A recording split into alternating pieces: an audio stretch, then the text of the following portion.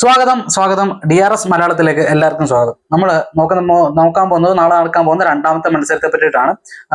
നാളെ നടക്കാൻ പോകുന്നത് രാജസ്ഥാനും അതുപോലെ തന്നെ SRHും തമ്മിലുള്ള മത്സരമാണ്. SRHന്റെ ഹോം ഗ്രൗണ്ടിലാണ് മത്സരം നടക്കുന്നത്. രാജീവ് ഗാന്ധി ഇന്റർനാഷണൽ സ്റ്റേഡിയത്തിലാണ് മത്സരം നടക്കുന്നത്.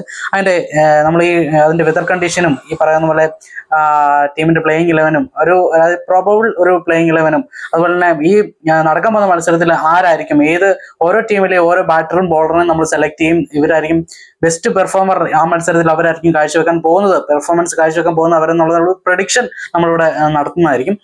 അതുപോലെ തന്നെ ഏത് ടീമായിരിക്കും വിജയിക്കാൻ പോകുന്നത് അങ്ങനെയുള്ള കാര്യങ്ങളൊക്കെ ആയിരിക്കും നമ്മൾ നോക്കാൻ പോകുന്നത്. അപ്പൊ എന്തായാലും നമുക്ക് പെട്ടെന്ന് ഗ്രൗണ്ടിന്റെ കാര്യമൊക്കെ നോക്കിക്കഴിഞ്ഞാൽ സീറ്റിംഗ് കപ്പാസിറ്റി എന്ന് പറയുന്നത് 55,000 ആണ് വരുന്നത്. പിച്ച് കണ്ടീഷൻ എന്ന് പറയുമ്പോൾ ബാറ്റിംഗ് പിച്ച് തന്നെയാണ്, അതായത് SRHന് വേണ്ടുന്ന കറക്റ്റ് പിച്ച് തന്നെയാണ്. കഴിഞ്ഞ സീസണിൽ എങ്ങനെയാണോ അതേപോലത്തെ പിച്ച് തന്നെയാണ് ഈ സീസണിലും ഈ സീസണിലും ഉണ്ടായിരിക്കുന്നത്. അതുകൊണ്ട് തന്നെ SRHന്റെ ബാറ്റിംഗ് ലൈനപ്പ് നമുക്കറിയാലോ, ഭയങ്കര വെടിക്കെട്ട് ബാറ്റിംഗ് ലൈനപ്പ് തന്നെയാണ്. അപ്പം അതിനൊത്തവണ്ണമുള്ള ഒരു പിച്ച് തന്നെയാണ് അവിടെ ചെയ്തിരിക്കുന്നത്. ബാറ്റ്സ്മാൻമാർക്ക് തലങ്ങും വിലങ്ങും അടിക്കാൻ പറ്റുന്ന ഒരു രീതിയിലാണ് അവിടെ കാര്യങ്ങൾ അറേഞ്ച് ചെയ്തിരിക്കുന്നത്. ഇനിയും ഈ ഒരു രാജീവ് ഗാന്ധി ഇന്റർനാഷണൽ സ്റ്റേഡിയത്തിൽ ടോട്ടൽ മത്സരങ്ങൾ IPL മത്സരങ്ങൾ ടോട്ടൽ 77 നടന്നിട്ടുണ്ട്. ഇതിൽ ബാറ്റ് ഫസ്റ്റ് ചെയ്തവർ 34 തവണ ജയിക്കുകയും ബാറ്റിംഗ് സെക്കൻഡ് ചേസ് ചെയ്തവർ 43 തവണ ജയിക്കുകയാണ് ചെയ്തിട്ടുള്ളത്. അപ്പം അറിയാമല്ലോ, കുറച്ചുകൂടെ സെക്കൻഡ് ബാറ്റിംഗ് കിട്ടി കഴിഞ്ഞാൽ ജയിക്കാൻ കുറച്ചുകൂടെ സാധ്യതയുണ്ട് എന്നുള്ളതാണ് ഇതിനകത്ത് നിന്നൊക്കെ നമുക്ക് മനസ്സിലാക്കാൻ പറ്റുന്നത്. ഇനിയും വെതർ റിപ്പോർട്ട് പറയുകയാണെങ്കിൽ മഴ ഉണ്ടാകാനുള്ള സാധ്യതയുണ്ടെന്നാണ് ഈ പറഞ്ഞ വെതർ ബ്രോഡ്കാസ്റ്റ് അവര് ഈ പറഞ്ഞ പ്രെഡിക്റ്റ് ചെയ്തിരിക്കുന്നത്. അപ്പൊ എന്തായാലും നാളെ തന്നെ നമ്മൾ അത് കണ്ടു തന്നെ അറിയണം. ഇനി നമുക്ക് അവരുടെ ഒരു പ്രോബബിൾ ഒരു 11 രണ്ട് ടീമിന്റെ നോക്കിക്കഴിഞ്ഞാൽ നമുക്ക് ആദ്യമായി രാജസ്ഥാൻ റോയൽസിന്റെ തന്നെ നോക്കാം. യശസ്വി ജയ്സ്വാളും സഞ്ജു സാംസണും ആയിരിക്കും തീർച്ചയായിട്ടും ഓപ്പണിംഗ് ചെയ്യാൻ പറ്റുന്നത്. സഞ്ജു സാംസൺ അത്ര ഫിറ്റ് അല്ല, കൈയുടെ പരുക്ക് കാരണം ഈ പറയുന്ന ഫീൽഡിൽ ഇറങ്ങുന്നില്ല, കീപ്പിങ്ങും ചെയ്യുന്നില്ല, ബാറ്റിംഗ് മാത്രം എനിക്കൊന്ന് ഇമ്പാക്ട് സബായിട്ട് മാത്രമാണ് അദ്ദേഹം ഇറങ്ങുന്നത്. അപ്പൊ അതുകൊണ്ട് തന്നെ റിയാൻ പരാഗാണ് ഈ പറയുന്ന ക്യാപ്റ്റൻസി നോക്കുന്നത് ആദ്യത്തെ 3 മത്സരങ്ങൾ മാത്രം.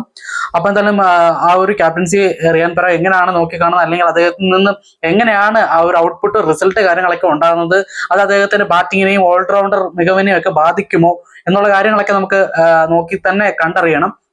അപ്പം ഒന്നാമതെ രാജസ്ഥാൻ എന്ന് വെച്ചാൽ കുറച്ച് ഈ പറയുന്ന പോലെ പൊതുവെ ഈ 9 ടീമുകളിൽ വെച്ച് കുറച്ച് ഡൗൺ ആയിട്ടുള്ള അല്ലെങ്കിൽ കുറച്ച് താരതമ്യം അത്ര പോരാത്തൊരു ടീം തന്നെയാണ്. അപ്പൊ അതുകൊണ്ട് തന്നെ റിയാൻ പരാഗ് എങ്ങനെയാണ് കാര്യങ്ങളൊക്കെ കൈകാര്യം ചെയ്യാൻ പോകുന്നത് എന്നുള്ളത് നമുക്ക് കണ്ടുതന്നെ അറിയാനായിട്ടുള്ള ഒരു ആകാംക്ഷയുണ്ട്. അപ്പോൾ തന്നെയും മൂന്നാമതായിട്ട് നിതീഷ് റാണയാണ്, നല്ലൊരു ഓപ്ഷനാണ് നിതീഷ് റാണ.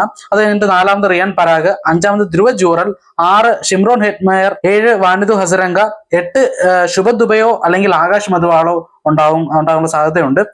9 ജോഫ്ര ആർച്ചർ, പിന്നെ തീക്ഷാന അല്ലെങ്കിൽ ഫസലക് ഫറൂഖി കാണാൻ സാധ്യതയുണ്ട്. 11 സന്ദീപ് ശർമ്മ, അതുപോലെ തന്നെ 12 അതായത് ഈ പറഞ്ഞ ഇമ്പാക്ട് സബായിട്ട് തുഷാർ ദേശ്പാണ്ഡെയും ഉണ്ടാകും. അപ്പം ഇതായിരിക്കും പ്രോബബ്ലി രാജസ്ഥാന്റെ ഒരു പ്ലേയിങ് 11 നമ്മൾ പ്രതീക്ഷിക്കുന്നത്. അതങ്ങനെ നിർത്തിക്കൊണ്ട് തന്നെ നമുക്ക് SRHന്റെ ഒരു പ്ലേയിങ് 11 കൂടെ നമുക്ക് നോക്കാം.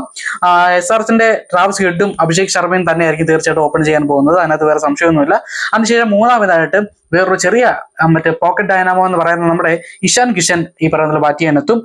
അത് കഴിഞ്ഞിട്ട് നിതീഷ് കുമാർ റെഡ്ഡി ഉണ്ടാവും, ഹെൻറിച്ച് ക്ലാസൻ അത് കഴിഞ്ഞുണ്ടാവും, അൻകിത് വർമ്മ അതിനുശേഷം ഉണ്ടാവും, അഭിനവ് മനോഹർ അതിനുശേഷം, പാറ്റ് കമ്മിൻസ് അതിനുശേഷം, ഹർഷൽ പട്ടേൽ, രാഹുൽ ചഹാർ, മുഹമ്മദ് ഷമി, ആദം സാംബ. ഏകദേശം ബാറ്റിങ്ങും ബോളിങ്ങും എല്ലാം കൊണ്ടും ഈ പറയുന്ന നല്ലൊരു ബാലൻസ്ഡ് ആയിട്ടുള്ള ഒരു പ്ലേയിങ് 11 ആണ് ഇത്. തീർച്ചയായിട്ടും ഒരു 90-95% ഈ ഒരു പ്ലേയിങ് 11 തന്നെ ആകാനാണ് സാധ്യതയുള്ളത്.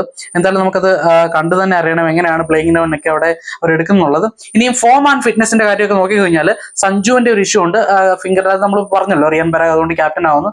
ആ ഒരു ഇഷ്യൂ ഒഴിച്ചിട്ട് വേറെ അങ്ങനെ പ്രത്യേകിച്ച് പ്രശ്നങ്ങളൊന്നുമില്ല. SRHന്റെ ഭാഗത്തു നിന്നാണെങ്കിലും അങ്ങനെ മേജർ ഈ പറയുന്ന ഇഞ്ചുറി കൺസേൺ ഒന്നും തന്നെ ഇല്ല. അതുകൊണ്ട് തന്നെ ആ കാര്യങ്ങളൊക്കെ ഓക്കെയാണ്.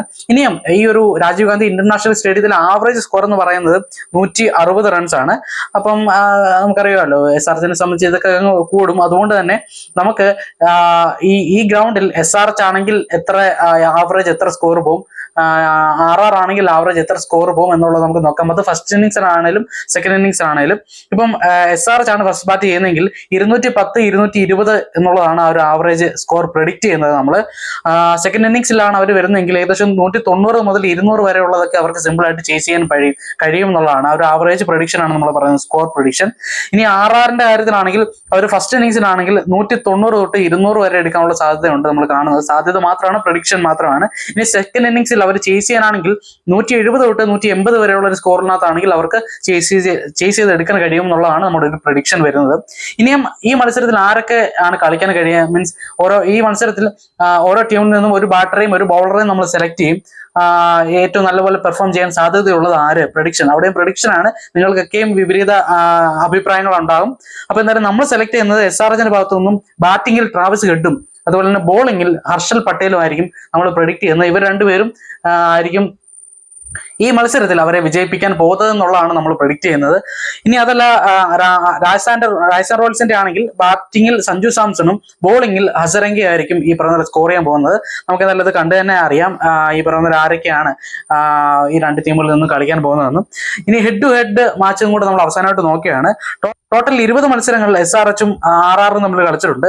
അതിൽ SRH 11 തവണയും RR 9 തവണയാണ് ജയിച്ചിട്ടുള്ളത്. വലിയൊരു വ്യത്യാസമൊന്നുമില്ല. ആര് വേണമെങ്കിലും ജയിക്കും. അപ്പൊ അത് വെച്ചിട്ട് നമുക്ക് ഒരിക്കലും ജഡ്ജ് ചെയ്യാനും പറ്റില്ല. അവസാനത്തെ ഒരു 5 മത്സരം എടുത്ത് നോക്കിക്കഴിഞ്ഞാൽ 3 SRH, അതുപോലെ തന്നെ 2 RR. അതും വലിയ വ്യത്യാസമൊന്നുമില്ല.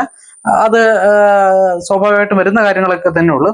അപ്പം ഇനി ഈ മത്സരത്തിൽ SRHും രാജസ്ഥാനും തമ്മിലുള്ള ആദ്യ മത്സരത്തിൽ ഇവരിൽ ആര് ജയിക്കും എന്നുള്ളത് നോക്കുവാണെങ്കിൽ നിസ്സംശയം ഞാൻ പറയും ഹൈദരാബാദ് ജയിക്കും എന്നുള്ള കാര്യം. ഇനി മറിച്ച് റിസൾട്ട് ആണോ ഉണ്ടാകാൻ പോകുന്നത് നമുക്ക് എന്തായാലും നോക്കാം. അതിന് ഞാൻ എന്തായാലും ഭയങ്കര ആകാംക്ഷയോടെ തന്നെയാണ് കാത്തിരിക്കുന്നത്. എന്തായാലും ആ മത്സരത്തിന് ശേഷം അതിന്റെ ഒരു മികച്ച റിവ്യൂ ആയിട്ട് നമ്മൾ വീണ്ടും കാണുന്നതായിരിക്കും.